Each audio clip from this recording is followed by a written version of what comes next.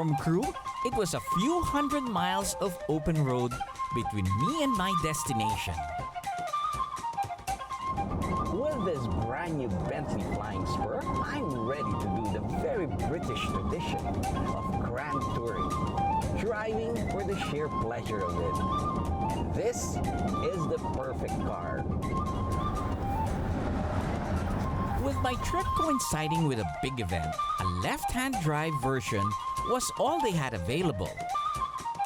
A minor fluke that is no inconvenience for me at all.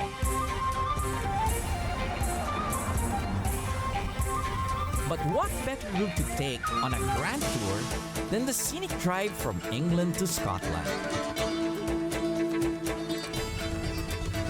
Traveling for 100 miles felt like nothing at all with the car's powerful V8 engine. Very comfortable, very responsive, and I step on the accelerator. The soundproofing of this car is excellent. It's making me appreciate the views even better. I should turn up this classical music to go along with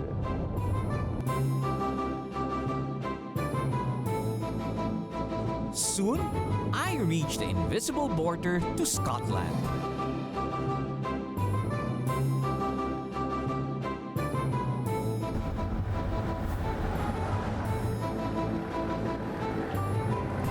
I can't help but stop and appreciate this view. One doesn't see this anywhere else.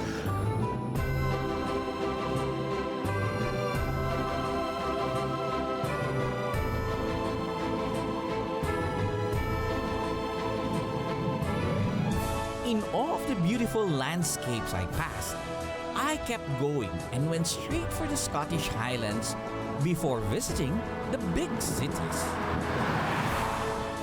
The result of 500 million years of volcanic eruptions and melting snow, the Scottish Highland is a historic region where long wars have been fought among nobilities to lay claim on its territories.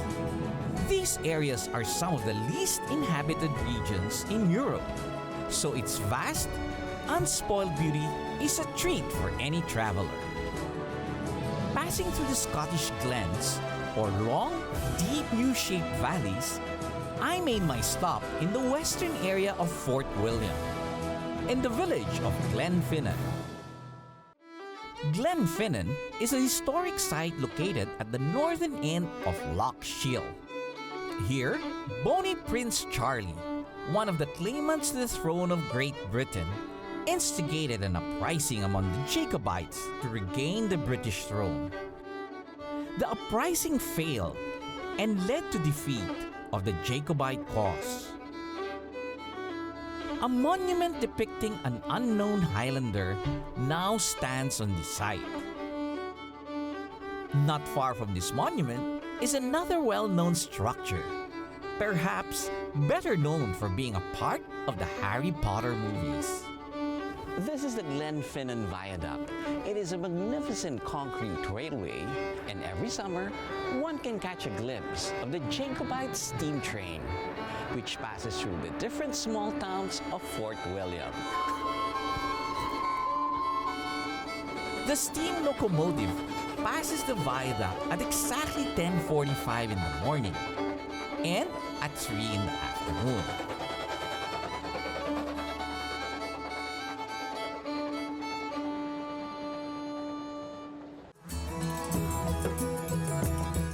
Moving further, I ventured into the area of Inverness, considered the Highlands capital. Loch is the Scottish word for lake, and Scotland has quite a few.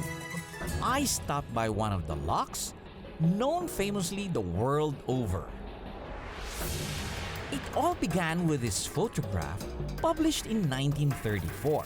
Known as the surgeon's photograph, the photo took the world by storm and brought a lot of attention into this small region. To find more answers, I turned to a local historian, Willie Cameron, who keeps an extensive knowledge of the place and the myth that surrounds it. I grew up here and was fascinated with the story. My late father, Ian Cameron, 49 years ago was fishing on the southern shore of Loch Ness with a friend of his. About 10:30, and as you know, it's still bright here in June. There's very little darkness. He saw something very strange on the surface of the water. Like, he described it as an upturned boat. He thought it was like an empty tanker had gone off the road and was floating, but as he saw it coming closer, he noticed that one end was a wee bit higher than the other end, and 1 minute it would turn. He attracted the attention of his fellow fishermen and two people that were in a caravan up on the roadside. The four of them saw it. Now, the interesting point about this, on the northern shore, the shore we're on at the moment, was a gentleman called Ted Holliday, who was with the Loch Ness Phenomena Bureau of Investigation. He had gathered about 5 people with him, and they were watching the object from the northern shore. So altogether, there was 9 witnesses. Is it possible that there is a creature? Monster or myth? I'm with Ali Matheson, who is going to show me around the lake today. Absolutely. Do you think there's a chance of seeing Nessie today? There's as good a chance as any chance. Probably she wants to show herself to a Filipino. Well, I'm sure she would. A handsome man like yourself. Absolutely. Do you want to go and have a look? Yes, please. Okay.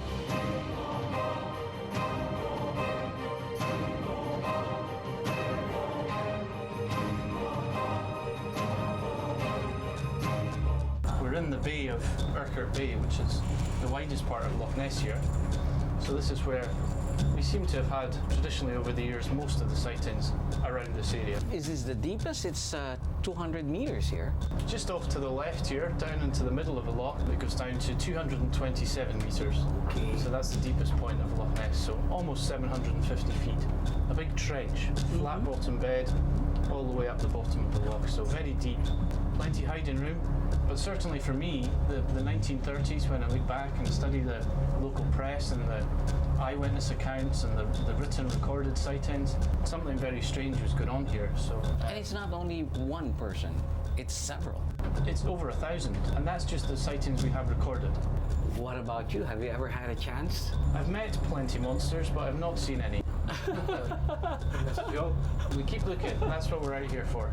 But nowadays, I think the draw of the loch is its beauty as well. Prehistoric castles off to our right there. Yes. It is a magical, beautiful place, especially on a day like today. Yes. I thought I saw something there. What is that? Is that the ripple from the boat?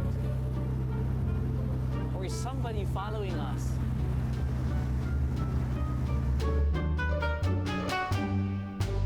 Though the surgeon Dr. Wilson later admitted that the photograph was a hoax, Loch Ness has already captured the world's attention, and more importantly, its imagination.